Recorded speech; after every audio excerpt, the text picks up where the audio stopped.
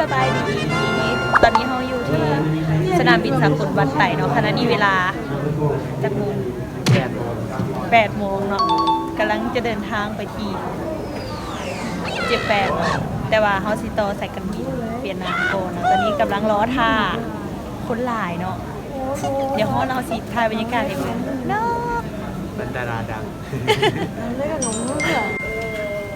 ก็ผ่านมาแล้วเอายังคนอ่ะเด้อ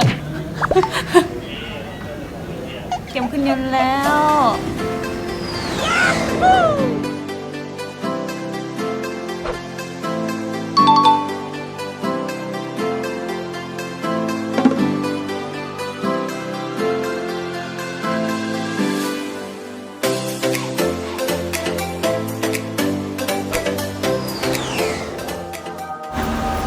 อากาศหนาวเย็นเนาะคนผู้นี้ก็ใส่เสื้อแขนสั้นเสื้อค่ะเจ้าเรื่องไหนคนหน้าเด้อความรู้สึกที่ฮอนญี่ปุ่นหนาวตื่นเต้นเนาะวันนี้อาจารย์แบกเครื่องอะไรเงี้ย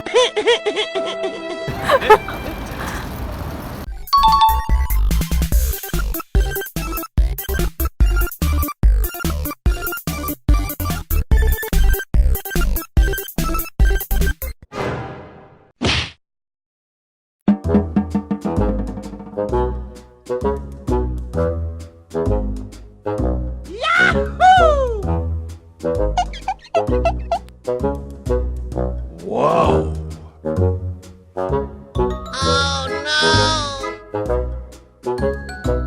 นี่ก็คือบอลผักของเราสิพาไปเบิ่งบอลผัก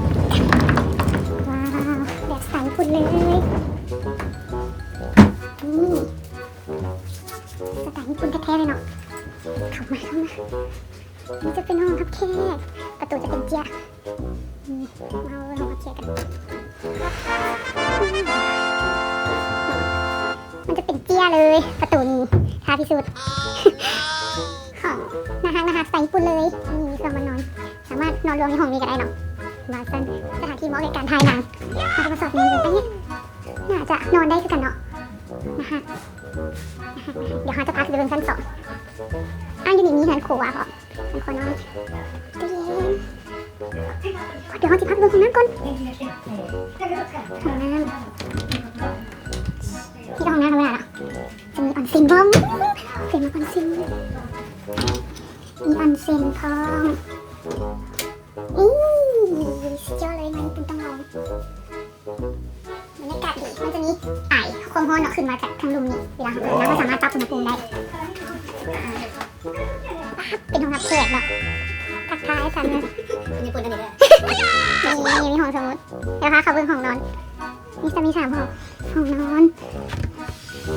จับสไตล์ญี่ปุ่นเลยนี่ดอกไฟงามนี่ชุดกิโมโนนะสามารถใส่ได้เนาะเดี๋ยวใส่ได้สีไทยเลย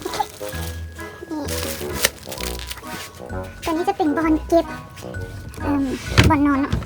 เอาไปโอเคปีนกายอยู่ในห้องนึงนี่แต่ละห้องจะเป็นคือกันบ่เนาะได้อารมณ์ถึงความเป็นญี่ปุ่นแบบออริจินอลเลย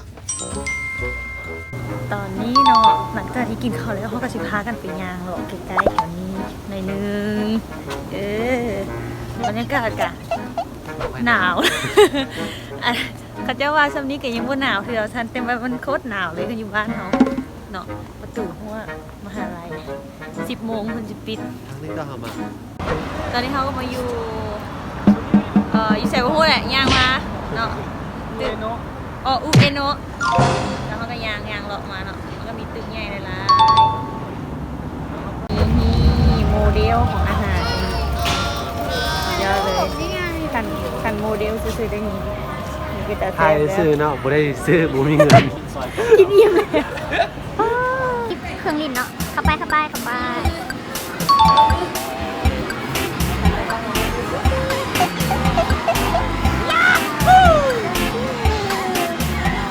ยอดเลย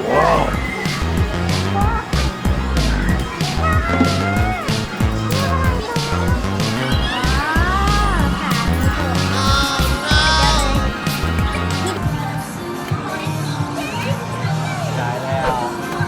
ใช่มีเนาะ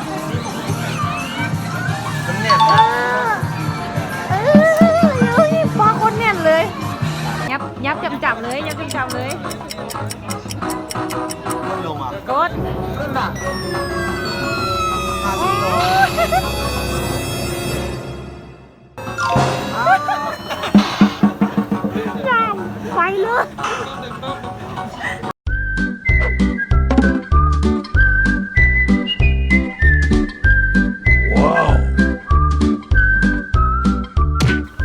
งจากที่เขาย่างเลาะมาเนาะแคลอรี่มันก็เผาผ่านเบิดแล้วก็ กินเต็มเต็มเป็น กินข้าวอีกว่าซั่น